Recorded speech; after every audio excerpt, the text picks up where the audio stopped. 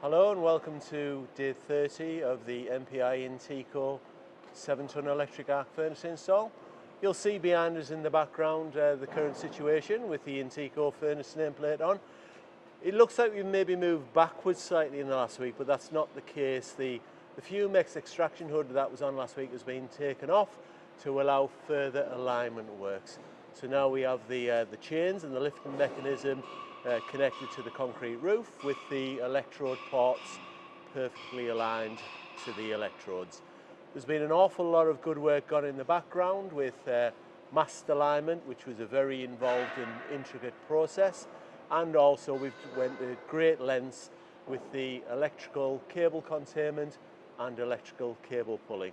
So moved forward vastly in the last week. Just to move into the next week. It's all about completion the furnace all along. I mean, going forward with utility like water pipelines, like hydraulic pipelines, hydraulic hoses, then water hoses, and also we have achieved quite a bit in this week, like the argon pipeline went in.